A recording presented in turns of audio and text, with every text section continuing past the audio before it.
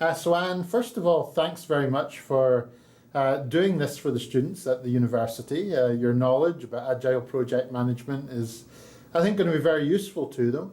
What I'd like to do first is to ask you to introduce yourself to the students and describe what you do in your job at the moment. Okay. Well, thanks, Peter, for having me. It's a pleasure to be here today. I am a project manager. I've been practicing project management probably for the last 15 to 20 years. I became certified in traditional Waterfall PMI methodology in 2007. So I've been working as a bona fide project manager for, I think if I do the math correctly, that's about 8 years. And about 5 years ago, I received my certified Scrum Master designation. And then just this past year, I received my white belt in disciplined Agile delivery. Thank you. So you started to talk about Agile, and can you just explain to the students what Agile is and how it differs from the PMI's traditional approach? Sure. Well, the PMI approach is really rooted in a linear methodology, if you will. It recounts the software development lifecycle for the most part. So you have phases along the way in the PMI methodology. So you start out with requirements. You get big requirements up front. Everybody tells you what they want and what they need. And it's usually in the format of a big document. And that document gets reviewed and it gets analyzed. And we have system analysts then who take a look at that and they start to postulate a design for all of these requirements, which results in sort of another big document. So you have now a design document. And once the design document is agreed upon, you have consensus around that, and it's categorically signed off, if you will, the developers start to engage in coding the solution based on the design. And after a period of a few weeks, few months, depending on how many requirements are involved in the project, the construction phase is complete. The development is done. And now it's ready for yet another handover. It's ready for handover to test. And there's usually a testing strategy document that goes along with that outlines the approach to testing. There's test cases and test scenarios that have to be written and developed. Test cases have to be executed. Defects are found, and you're running defect repairs and going through sort of the whole cycle again from a test perspective. And then once everybody's happy and the results of testing have satisfied the stakeholders and everyone is confident in the end product, then we promote to production. And there's a period of handover to the operations group, the organization, if you will, to help them support the product in production. Agile, on the other hand, takes a more holistic approach, if you will, whereby we do deal with requirements, not so much big requirements up front, though, as you would find in traditional waterfall project management. We deal with requirements as they come in the door, because work is always coming at us as a project team. And we place that work in what we call a backlog, which is a fancy term for a list, if you will. A list of work that has been asked to be done, or needs to be done, wants to be done, some way, shape, or form. And we have a person in the role of the product owner, and it's his or her responsibility to manage that list of work. Make sure that the list is well defined, well documented from a requirements perspective, that it has all the elements of good requirements from, as we would have in Agile, and those requirements are prioritized. Okay? So we're dealing with smaller increments, if you will, than what you would deal with in a traditional waterfall project. So we take a few requirements off the top of that product backlog and we put them into something called the iteration or sprint backlog. An iteration or sprint is a fancy term for usually a 2-week, maybe 4-week cycle, wherein the team focuses on defining the requirement, fleshing it out, making sure the requirement is very well understood, developing or designing and developing against that requirement, testing against that requirement, and so on. So the whole idea with Agile then is to deal with smaller increments of work and deal with them in shorter cycles of time, but still get all that coverage, all that good and desirable coverage of well-vetted requirements, well-vetted design, code that is robust and hangs together very nicely as you would expect it to, and have it all categorically tested. But the main difference here is that at the end of that 2-week or 4-week cycle, whatever has been decided upon by the team collectively, is we have something that is potentially promotable to production. So we don't necessarily have to wait 6, 9 months, a year, as some typical traditional projects might take. We're waiting a mere matter of 2 weeks before we can see working software. And to me, that's the beauty of Agile, is to get that clarity on requirements up front. One of the ways we do that is we write our acceptance tests at the same time that we write our requirements. To get that robust design developed right up front, get the early exposure on defects, and get something that is of value to our business partners in front of them as quickly as possible. And then they provide us, of course, with their feedback. Their feedback either confirms or validates the work that we've done, or they may send it back for some refinement, some changes. Because really, people don't really know what they want or need until they see it. And to me, that's the beauty of Agile. Wonderful, thank you. That's a full explanation. What type of projects would you be more inclined to use Agile in? What type of projects do you feel it's more suited to? Well, I think Waterfall lends itself, let me start there with Waterfall. I think it lends itself to the types of projects where a lot of change is not anticipated. Requirements are pretty much stable, right? We're not anticipating that people are going to change their minds, very frequently.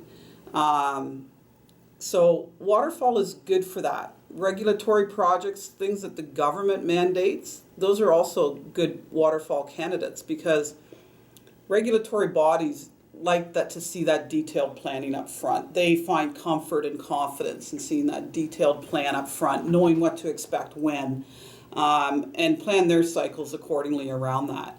So I would say those types of projects tend to be more Waterfall oriented.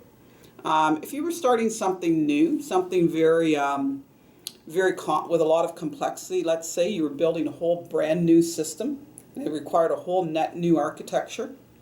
You didn't really have any existing bones to work with. You had a lot of dependencies external to your organization. You may consider Waterfall. Now, where Agile comes into play and makes a really nice fit is when change is so constant and churning so fast that the ability to be nimble and flexible in the face of change is paramount. So when we see projects like that, where we know just enough to get started, but expect our requirements to evolve and change as we go through time, that is an ideal candidate for an Agile project. Because in Agile, we welcome change. We see change as providing us with competitive advantage, facilitating our ability to have delighted customers. Because, as I said earlier, customers sometimes don't know what they want until they see it.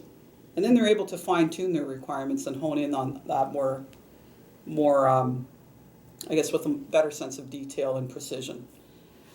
Thank you. So Agile projects are undertaken by teams. Can you explain how an Agile project team works and what the main elements might be in the work that they do? Sure. Agile teams, and again, I'm talking about what's highly desirable. Okay, I'm not saying what's not possible. There's some obviously flexibility and some room for some deviation, but ideally you like your Agile project teams to be co-located. And co-location is very important from the standpoint it facilitates communication. All the people that you are dependent on to help you do your work are right there in the room with you, and usually they're arm's length away. And this really facilitates rapid turnaround. If you have questions, if you're relying on somebody else's work to complete before you can start something. So co-location is very important. We plan our work based on short cycles, short delivery cycles. So I alluded to the fact earlier, we're usually looking at a 2-week cycle because it's really easier to plan and execute and deliver something from the team's perspective in a 2-week cycle. We take requirements from the top of the product backlog and we bring them into what we call the iteration or sprint backlog. And remember, iteration or sprint is just a fancy term for a 2-week cycle, all right?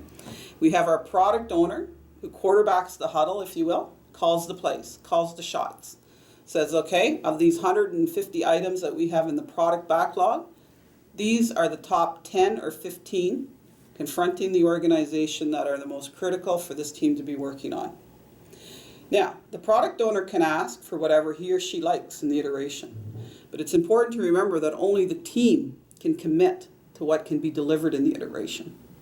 So the team will look at the ask and they will confirm based on an estimation process that they go through of estimating effort and complexity. They will confirm with a vote of confidence whether or not they feel they can deliver on certain requirements within a 2-week cycle. So the product owner may have asked for 15, the team may have only committed to 10. All right? So that's very important. Every day, the team gets together in a huddle. And in that huddle, we examine what we did yesterday, what we accomplished, and what got in our way. Because stuff happens. Issues come up, and they come out of nowhere. And we talk about those issues, and we have a team lead, and it's the team lead's responsibility to remove those issues or obstacles in people's path from getting their work done. Get that out of the way so that people can focus on getting other work done until such time as the issue or impediment has been resolved to their progress, okay?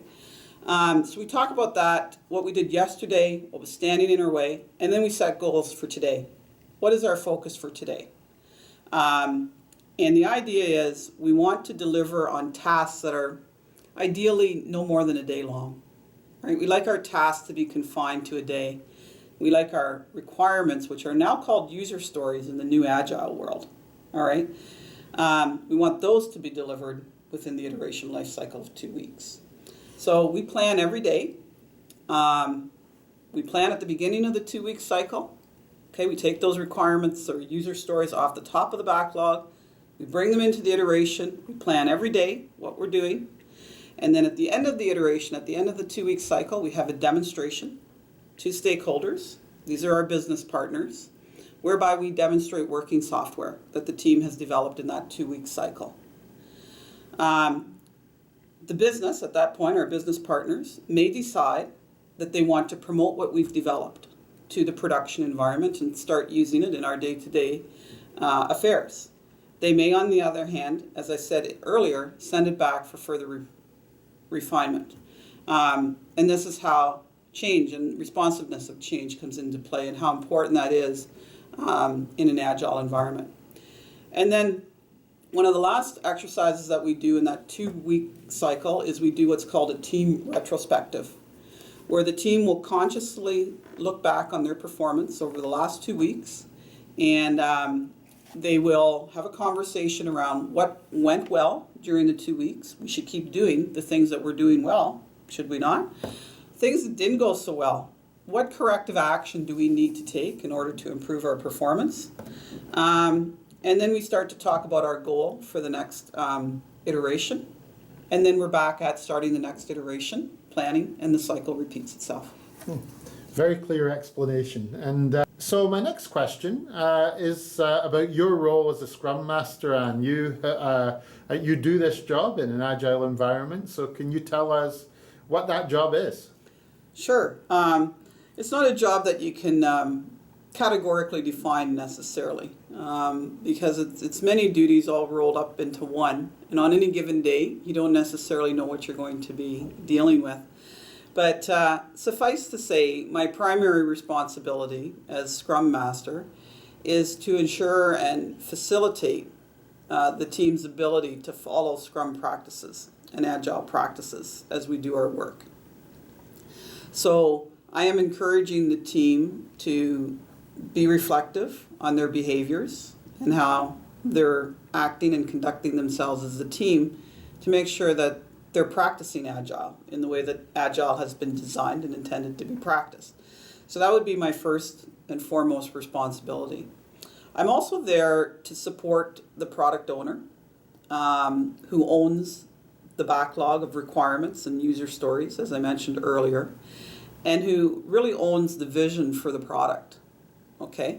So I'm there to make sure that the work that we're doing is aligned and integrated with that overarching vision, and that the user stories that we're working on are aligned and integrated with what we said we would commit to in the iteration, and that we're not allowing scope creep into the iteration. It's very much my job to protect the team and what they're working on in that 2 weeks. We want them to be very focused on what we planned on working on at the beginning of the iteration and not taking on new work through the iterations. That's another one of my responsibilities, if you will. I'm also there, I guess for lack of a better phrase or label, I'm also there as an escalation manager. So if there are issues or impediments to people's ability to do their work, I'm there to... No problem. Now what do? Do I have to start over again? No, just keep going once you've had a drink.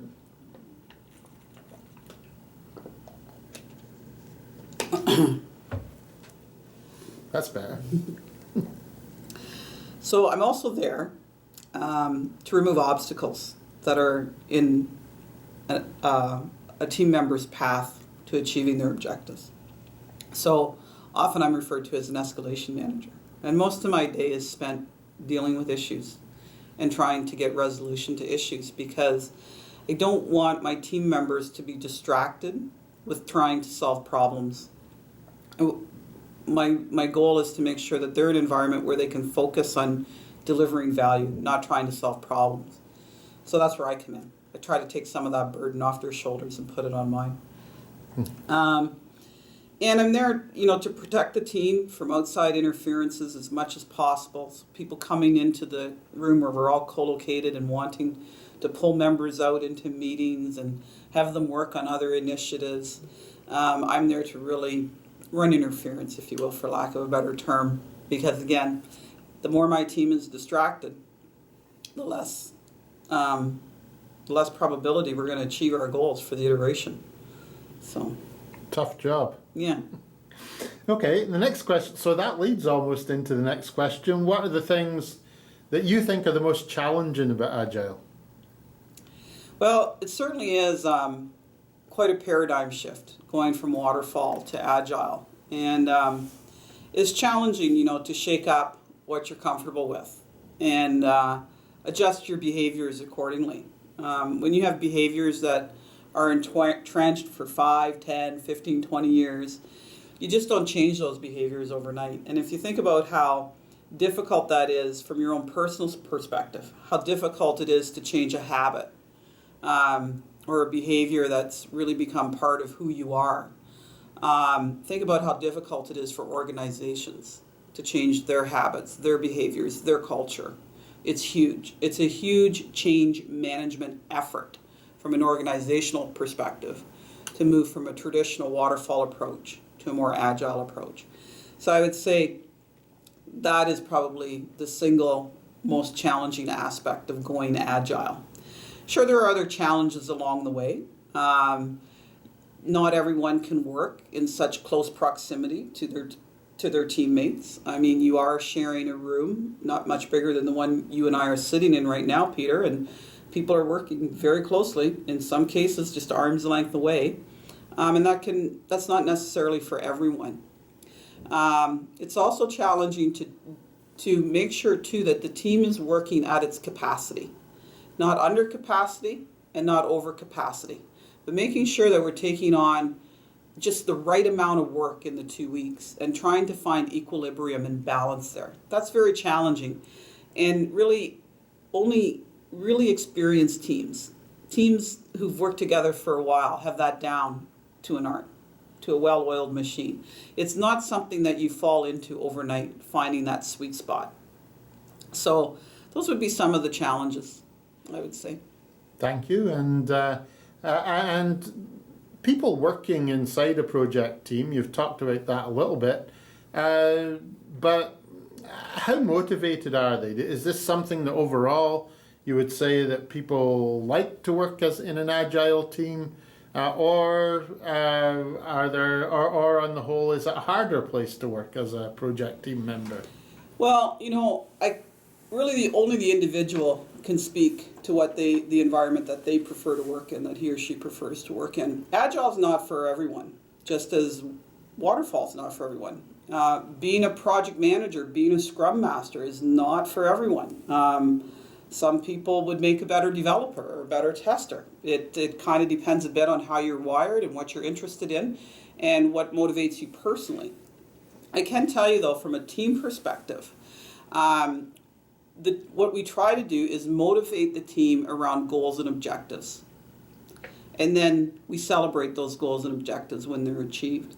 And in many respects too, we also motivate the team around our shortcomings, where we haven't necessarily been performing optimally. And that sets a new challenge for the team to rise to, and motivate them to improve on their own skills, their own experience, and so on. We try to make things fun along the way. If it's not fun, it's going to be very hard to be motivated to come into that room where you're co-located with people at arm's length away, and if you're not having fun, if you're not enjoying what you're doing, then it's going to be very tough to feel motivated. So fun is a very big aspect, a very big element of what we do and how we do our work. We build it in. Some people have dry senses of humor. We make some of our exercises fun if we can along the way, just put a little different spin on it. So I would say those things help to motivate the team along the way. But I do want to impress upon you that Agile is not for everyone. Waterfall is not for everyone. Certain people's skills and abilities are a better fit in one place than they are in other. Thank you. That makes sense. And so my final question is, what advice would you have for people who are new to Agile and would like to become more successful at it? Well, since I'm talking to a group of students, I guess the one thing that comes to mind is read, first and foremost. I think that's something we're taught from a very early age in our academic careers, isn't it? So I would read and I would get very informed about Agile and how it has come into being. It's not a very old methodology. It's only been around maybe 25, 30 years tops. And people are really only gaining experience in it in the last 5 to 10 years. Is there anybody out there who's really proficient and excellent at it? They'd be few and far between, because this is an area that people are learning. They're still learning. They're still seeking how to improve continuously over time. So I would do a lot of reading. I would become informed.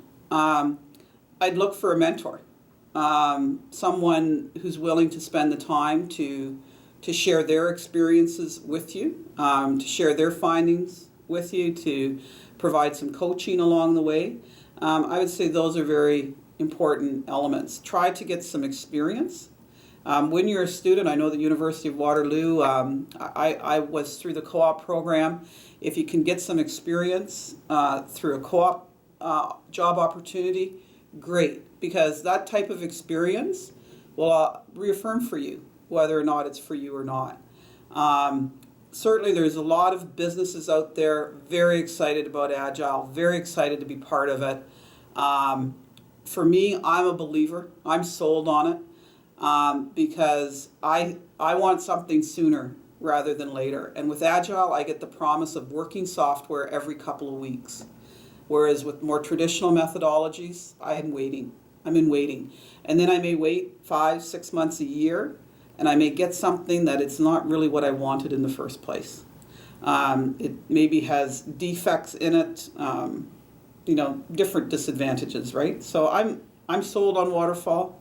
I encourage people interested in it, go out, learn all you can, do some reading, attend some seminars. Even the PMI is getting very interested in Agile methodology and offering a lot of courses and seminars on that. So another thing you might want to partake of. And if you can, through your cooperative education, get some real life experience on the job. Excellent. Thank you very much, Anne. You said that not a lot of people know a lot about Agile yet. It's very new. Clearly, you have a lot of knowledge about Agile, gained over a short period of time perhaps, but I'm sure the students are going to benefit from that, and thanks for taking the time to do this. Oh, my pleasure. Glad to be here. Thank you.